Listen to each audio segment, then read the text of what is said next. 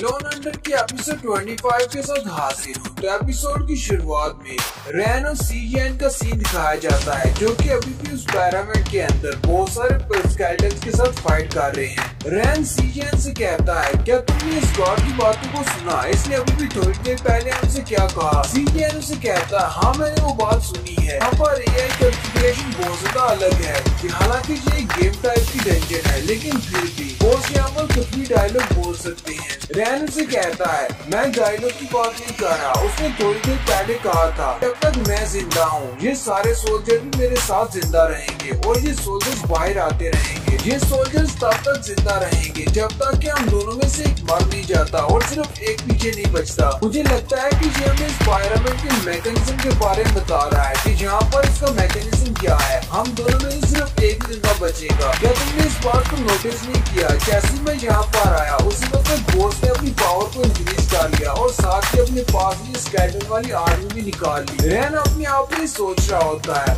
और एक दूसरा बड़ा हिंट ये है कि ये एक प्री फाइट है, क्योंकि अभी तक मेरे पास कोई नोटिफिकेशन नहीं आया कि मेरा इवोल्यूशन मोड एक्टिवेट हो चुका है। मेरा इवोल्यूशन मोड सिर्फ बॉस के सामने ही एक्टिवेट होता है। सीजीएन से कहता है, हाँ तुम बिल्कुल ठीक कह रही हो, मुझे भी ऐसे ही लगता है, क्योंकि जब मैं यहाँ पर आया था तब मैं साइते के साथ फाइट कर रहा था, लेकिन जैसे ही तुम यहाँ पर आए तो ये सारे स्केलेटन मॉन्स्टर्स यहाँ पर निकल आए। साथ ही वो रैन से कहता है, जरा एक सेकंड रुको, मुझे कुछ याद आ रहा है। यहाँ पर आने से पहले मिस्टर लियू ने मुझे कहा था कि इन पैरामिड्स के अंदर हमारा डिफिकल्टी लेवल चेंज होता है। अगर हम लोग अकेले फाइट करते हैं तो डिफिकल्टी लेवल नॉर्मल होता है, लेकिन अगर हम लोग 2 से 3 लोग होते हैं तो डिफिकल्टी बढ़ जाती है। हालांकि ये सारे मॉन्स्टर्स बहुत ज्यादा वीक है, लेकिन इनकी तादाद बहुत ज्यादा है, इसलिए इनके साथ निपटना बहुत ज्यादा मुश्किल हो गया है।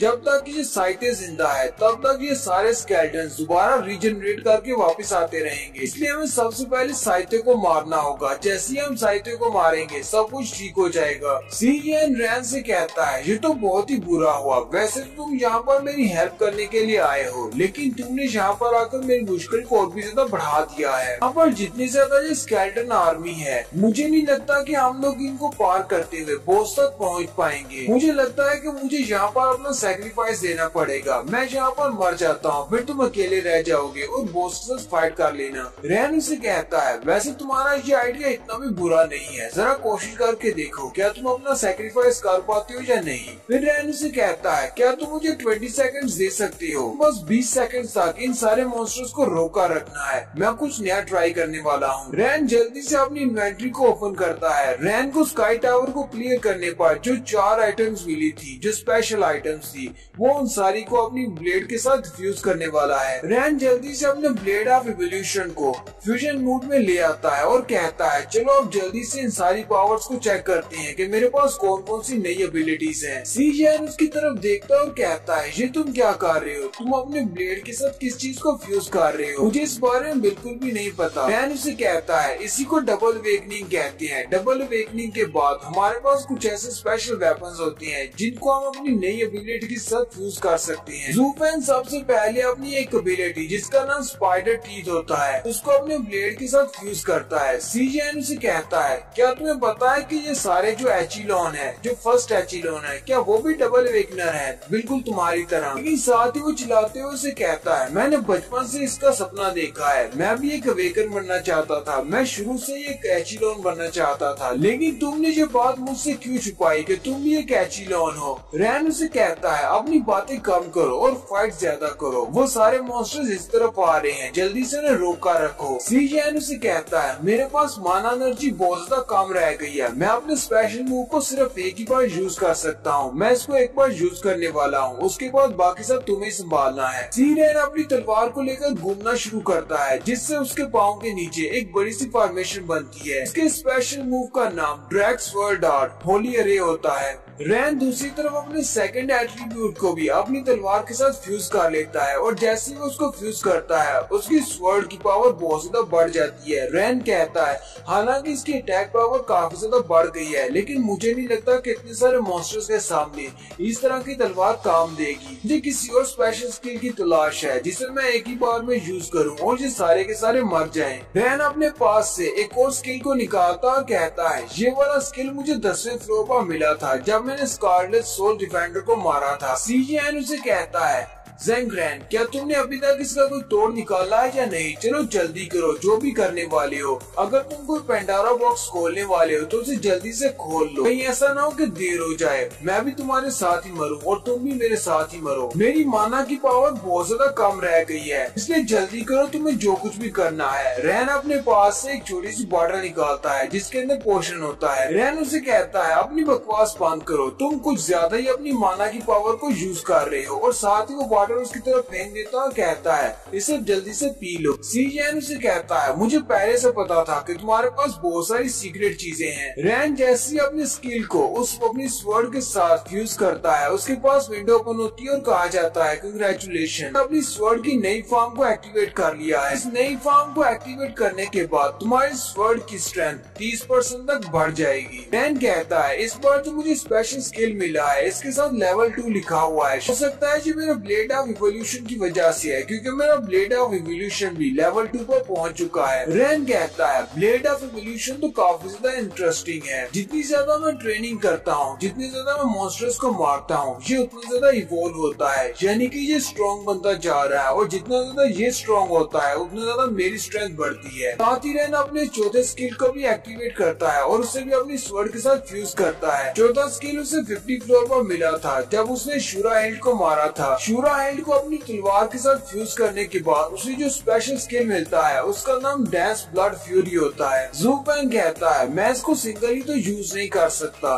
चलो इसे मैं अपनी ग्रेट स्वर्ड फॉर्म के साथ मिला देता हूँ, जिससे ये दोनों मूव एक साथ यूज हो जाएंगे। सीजन उसे कहता है रैन तुम्हें कितना ज्यादा और टाइम लगने वाला है, मैं यहाँ पर ज्यादा देर तक नहीं टिक पाऊंगा, जल्दी करो जो भी करना है। रैन उसे कहता है मैंने सब कुछ कंप्लीट कर लिया है, चलो अब मैं तुम्हें दिखाता हूँ अपनी नई पावर। रैन जल्दी से अपने ब्लेड ऑफ एवोल्यूशन को ग्रेट स्वर्ड फॉर्म में चेंज कर लेता है और उसकी छोटा सा ब्लेड ऑफ एवोल्यूशन एक बड़ी सी तलवार बन जाता है। सीजन उसे कहता है अब जबकि तुमने अपनी तैयारी मुकम्मल कर ली है तो फिर मैं पीछे हट रहा हूँ ताकि मैं अपने आप को रिकवर कर सकूँ, तुम आगे बढ़कर इन सब का सामना करो। रैन आगे बढ़ता और कहता है चलो फिर ठीक है, इन सारे स्केलेटन मॉब्स को मुझे अपनी टेस्टिंग के लिए यूज करने दो। रैन अपनी तलवार को घुमाता है और सिर्फ एक ही स्ट्राइक में उसके सामने जितने भी स्केलेटन आते जाते हैं उन सभी को वो काटता जाता है। सीजन मुझे देखकर बहुत ज्यादा चौंक जाता है और कहता है ये लड़का तो वाकई में बहुत ज्यादा अमेजिंग है। रैन उसे कहता है अब जबकि इन सारे स्केलेटन को मारना बहुत ज्यादा आसान हो गया है, अब नेक्स्ट हमारा टारगेट बॉस होने वाला है, अब हम दोनों मिलकर साइते को मारेंगे। रैन आगे की तरफ भागता जाता है और रास्ते में जितने भी स्केलेटन आर्मी के लोग आते हैं उन सभी को मार देता है। सीजन उसे कहता है तुम्हारी पावर तो कुछ ज्यादा ही ओवर पावर है, जब हम लोग इस ग्रेट डंजन के अंदर थे तब तुम कहाँ पर थे? रैन उसे कहता है मैंने तुम्हें बताया ना, मैं भी तुम्हारे साथ इस डंजन के पोर्टल के अंदर आया था, लेकिन मैं वहीं से टेलीपोर्ट हो गया था स्काई टावर में। वहाँ पर मैंने बहुत सारे फ्लोर्स को क्लियर किया जिसकी वजह से मुझे बहुत सारे नए स्किल्स मिले। सीजन उसे कहता है मुझे पहली बात तो यह कि स्काई टावर के बारे में पता ही नहीं कि वो कौन सी जगह है, लेकिन क्या वाकई में स्काई टावर में जाने के बाद कोई भी हंटर अपनी पावर्स को इतना ज्यादा बढ़ा सकता है? रैन कहता है मेरा dance of blood free effect तो बहुत ज्यादा अच्छा है, लेकिन इसके साइड इफेक्ट्स भी बहुत बुरे हैं, इससे मेरी हेल्थ बहुत ज्यादा कंज्यूम हो रही है। अगर ये स्किल किसी और के पास होता वो तो अब तक मर चुका होता, लेकिन मेरे पास क्योंकि सीफोन हीलिंग की एबिलिटी है जो कि मेरी अपनी इनेट एबिलिटी है, की मदद से मैं अपने साइड इफेक्ट को क्लियर कर सकता हूँ। जितनी ज्यादा मेरी एचपी यूज हो रही है मैं उतनी ज्यादा अपनी एचपी को दोबारा से हील किए जा रहा हूँ, लेकिन उसमें भी एक मसला है कि मेरी सीफोन हीलिंग वाली जो एबिलिटी है वो भी माना पावर को एब्जॉर्ब करती है। मेरे पास माना पावर इतनी ज्यादा नहीं बची, मुझे जल्दी से जल्दी सबको खत्म करना होगा। रैन रास्ते में आने वाले सारे मॉन्स्टर्स को मारने के बाद साइते तक पहुंच जाता है और उस पर अटैक करता है। साइते भी अपनी स्वर्ड को सामने करते हुए उसके अटैक को ब्लॉक करता है। साइते उसे कहता है तुम्हें क्या लगता है कि अब जबकि तुम्हारा सामना मुझसे है तो क्या तुम मेरे साथ भी फाइट कर सकती हो? मैं अपने स्केलेटन्स की तरह नहीं हूँ, मैं बहुत ज्यादा स्ट्रॉन्ग हूँ। लेकिन उसी वक्त एक तलवार उसकी बॉडी के आर पार हो जाती है। साइते अपने पीछे की तरफ देखता है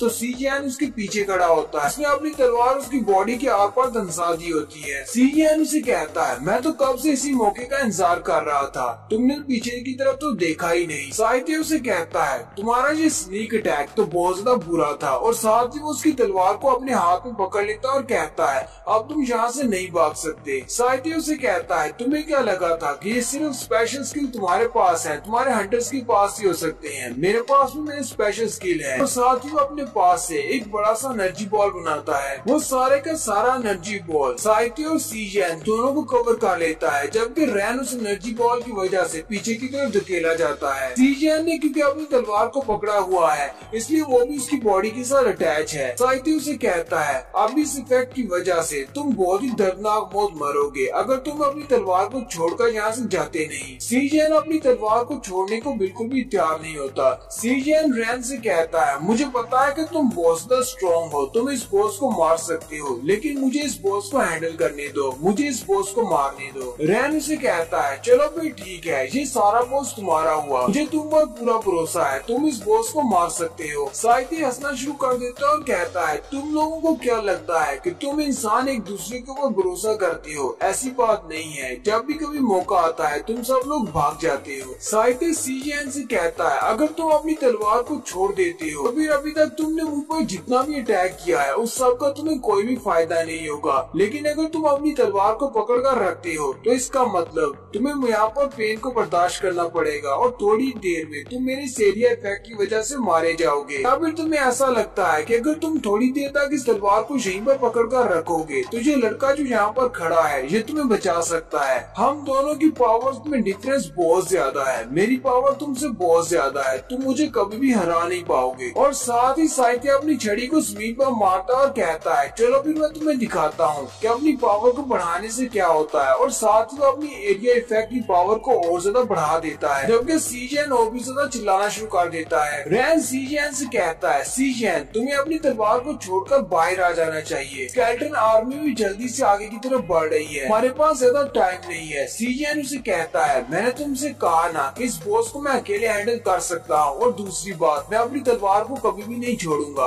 तुम्हें मेरे रिजॉल्व को अंडर एस्टिमेट करने की जरूरत नहीं है। और साथ ही यहाँ पर सीजन अपनी एक बैकग्राउंड मेमोरी दिखाता है। जब सीजन एक छोटा बच्चा हुआ करता था तब वो पहली बार सानवू से मिला था जो कि उसका वाइस प्रेसिडेंट है। तभी ये दोनों ही बच्चे हुआ करते थे। सानवू बहुत ही वीक होता था, बहुत सारे लोग उसे बुली करते थे और उसे मारते पीटते रहते थे। हालांकि इन दोनों की मुलाकात भी इसी तरह हुई थी। सीजन भी उसे बुली करने के लिए वहाँ पर जाता है। गली में वो पहली मार खा के बैठा होता है। सीजन आते ही उससे कहता है मैंने सुना है कि यहाँ पर एक नया लड़का आया है जिसका नाम सानवू है, उसके पेरेंट्स बहुत ज्यादा बिजी रहते हैं और अपने बच्चे पर जरा भी ध्यान नहीं देते, इसी वजह से बहुत सारे लोग उसे बुली करते हैं और उसे मारते पीटते रहते हैं, और सानवू हमेशा ही मार खाता है। उसे घर से जितनी भी पॉकेट मनी मिलती है वो सारे लोग उसे मार पीट कर उससे वो सारे पैसे ले जाते हैं। सीजन के हाथ में एक लकड़ी की तलवार होती है। सीजन उसे कहता है मेरा नाम मास्टर सीजन है, यहाँ पर जितने भी बुली लड़के हैं और जितने भी डाकू चोर लुटेरे हैं वो सारे मुझसे बहुत ज्यादा डरते हैं। आज मैं यहाँ पर तुम्हें बुली करने के लिए आया हूँ। मैंने सुना है कि तुम वाकई में आगे से फाइट बैक नहीं करते, चलो फिर देखते हैं कि मेरे सामने तुम फाइट बैक करते हो या नहीं। और यहीं पर हमारी एपिसोड 25 का एंड होता है। एक्सप्लेनेशन अच्छी लगी हो तो कमेंट करके जरूर बताइएगा। चैनल को सब्सक्राइब कर दे, वीडियो को लाइक और शेयर कर दे। शुक्रिया।